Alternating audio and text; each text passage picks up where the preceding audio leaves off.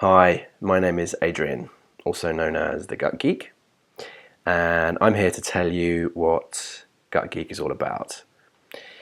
Now, where are you at right now? Are you struggling with some health issues? Maybe not quite on top of your game in certain ways, and you want to change that? Well, if your health issues fall into one of these four broad categories, then you've come to the right place. The first one is digestion. So if you have digestive ailments, for example, maybe chronic constipation or diarrhea, or irritable bowel syndrome, or something more severe like Crohn's disease, then you've come to the right place. Equally, if you have issues with your immune system, by that I mean from one end of the spectrum, just feeling tired, feeling like you pick up every cold that's going around. When you do get ill, it lasts longer than you think it should, maybe longer than it does for other people. Through to the more severe end of the spectrum of immune problems, which are called autoimmune diseases. Most common ones are rheumatoid arthritis and psoriasis. Diabetes type 2 also falls into that category. Then you've come to the right place. My third big category is body weight. So if you're really having chronic problems shifting body weight, getting that under control, then I've got some interesting things to tell you. The fourth category is going to put it under the umbrella term of the mind, the brain, psychiatric issues. So it could be just you're feeling moody a lot, it could be anxiety, through to more severe things like depression, bipolar, schizophrenia. Okay, now you're thinking, Adrian, what on earth do all these things have in common? I hope you're not going to try and tell me that you've got one cure for all of these things. No, I'm not going to say that. But there is one big common factor between all of these things. It's the gut. Now, what's in the gut? As well as the structure of the gut itself, which is important, we'll come back to that, there's the stuff that lives inside us, also known as the microbiome. And it's made up of loads of icky, horrible things, like bacteria, viruses. There's even like funguses in there and stuff. And the good news is that a lot of these guys are actually on our side. A lot of these guys are friendly. So our first reaction is like, that's kind of gross. We've got all these things living inside of us. Can we not get rid of them, please? You know, like, pass me the antibiotics and the bleach. Can we scrub this stuff out of us? Actually, no, we can't. If we did, we would be in more trouble. We'd probably be dead, actually. We need these friendly gut bacteria. Let's call them the gut flora. We need them to survive because we've evolved with them, which is, I mean, it's kind of mind-blowing when you think about it. There's actually more of these things inside us than there are human cells. But when we look around the plant and animal kingdom, this kind of symbiotic co-evolution is pretty common, actually. So we shouldn't be surprised. So I actually find it pretty mind-blowing. But anyway, the gut microbiome, so that little greenhouse, if you like, where all these friendly bacteria live in our gut, is also sometimes known as the forgotten organ of the body because it performs lots of important functions for us. Like it fights off pathogens, so in other words, bad guys that try to invade us, other bad bacteria. It develops and strengthens our immune system, helps us to digest food, produces vitamins and nutrients. So if it's malfunctioning, we become weak, we can become malnourished, we can become susceptible to disease, our body becomes toxic rather than clean. And one of the ways to improve gut flora is by food. Now, some people at this point will start thinking, okay, so Adrian, this is going to be one of those food as a cure for everything type trips, is it? Sometimes the hardcore science heads start saying, okay, this is not very scientific, is it? Come on, Adrian. Really? Well, okay. Actually, there's lots of science to back this up. Actually, factually, I'm going to tell you a little bit about it just very quickly, okay? Yes, it's a new field of academic study, but there's loads of studies coming out all the time. For example, the esteemed boffins at Imperial College in the University of London, which is just down the road from me here, in a study in 2011 said the gut microbiome has been directly implicated in a number of pathological states as diverse as inflammatory bowel disease, obesity, and autism. Okay, so all of these really diverse health problems are actually also related to this common factor, which is the gut microbiome. Now,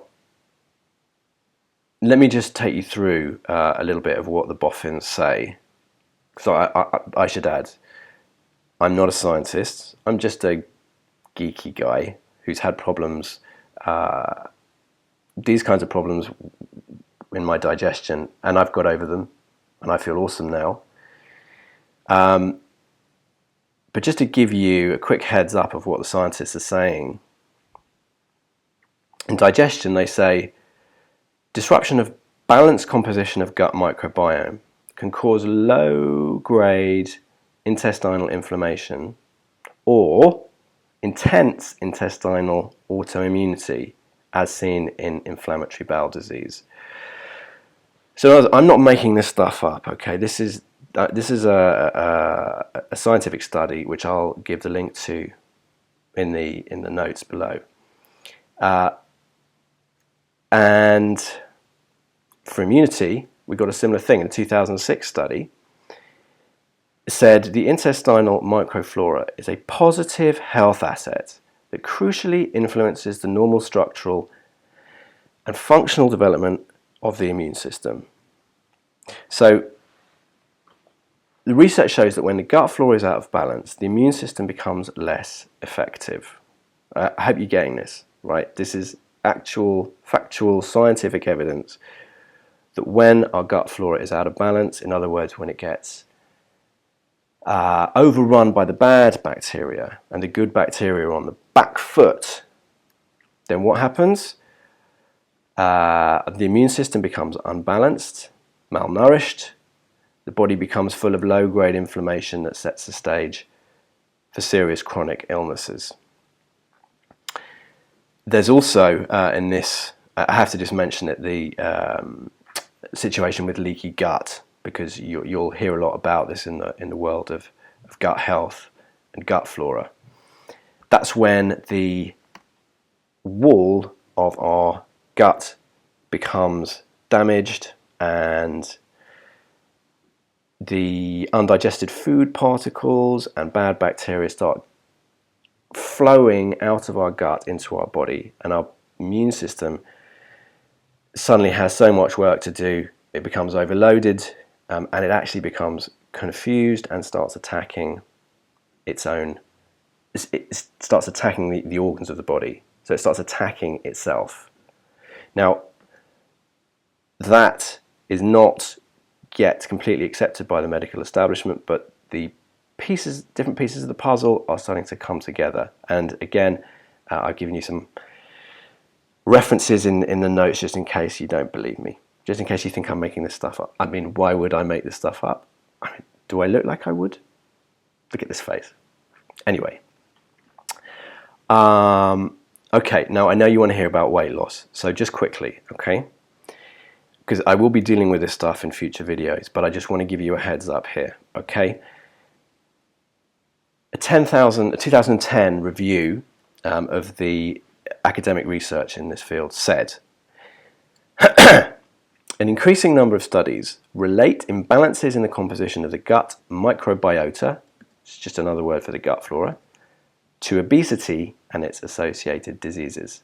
Okay, so what it's saying is that more and more of these studies are linking gut flora and obesity. Right, and here's another one, and 2013 studies. This is a good one. Individuals with a low bacterial richness, so that means they've got crummy gut flora, are characterized by more marked overall adiposity, meaning fat. So the lousier your gut flora is, the more fat tissue you're likely to have around your body. And these obese individuals also gain more weight over time, meaning the ones who have the lower, poorer gut flora. Okay, so it makes you fat and keeps you fat. Now, I also just need to tell you very briefly about the links between gut flora and the mind. This is a good quote. Okay, a growing body, this is from a 2014 study, a growing body of clinical literature has demonstrated bidirectional signaling. What does that mean? That just means torque, going backwards and forwards, between the brain and the gut microbiome. Okay, so that means that there is chemical signals, which is a kind of language, an internal language going on between the mind, between the brain and the gut. Okay? Now it says psychological stresses can affect the composition of the gut microbiota. So in other words, when we're under psychological stress, for example, if we're very depressed, this can have an effect on our gut flora, so that our gut flora can get worse, thereby exacerbating the condition. And if changes to the gut microbiome can affect emotional behavior and related brain systems. Okay, what does that mean? So if we improve, this study is saying, our gut flora, then that can have a beneficial effect on emotional behavior and related brain systems. Okay, so what I'm saying to you guys is that you can massively improve the state of your microbiome. So you can give your friendly gut bacteria a nice big boost. And in doing so, this organ of your body will start functioning better, and that will help you to get over whatever health issues you have in digestion, immunity, weight loss, and psychiatric issues. So it's not a magic wand. Okay, for example, with obesity, yes, you still got to make sure you're not eating more than your body needs energy-wise every day. And for psychiatric issues, of course, you've still got to have counselling and whatever other help there is appropriate for that condition. But why not maximize your chances of overcoming these health problems? Why not, with what I'm going to tell you, are pretty simple and straightforward strategies that you can put into effect straight away and start getting some benefit immediately. Start feeling better immediately. So, quick recap to the trusty whiteboard. If you've got a health issue that falls into one of these four categories, then you've come to the right place. Digestion, have you got a difficult situation with your immunity? Have you got a difficult situation with your weight? Or a difficult situation with your mind? Then I have got some strategies for you, and these strategies have been shown to work. I haven't made them up myself. Oh no, I am standing on the shoulders of giants. These strategies have been around, some of them for years. They've been shown to be very effective. And what I want you to do now is sign up to my mailing list so that you can get regular updates, because I'll be posting videos regularly with more simple how-to guides, step-by-step, on how to put these strategies into effect. And so start putting those strategies into effect, and let me know how you get on. So I'm on social media. You can hit me up on Twitter, on YouTube, and Facebook. So I would love to hear from you, and get involved. Good luck. Thank you.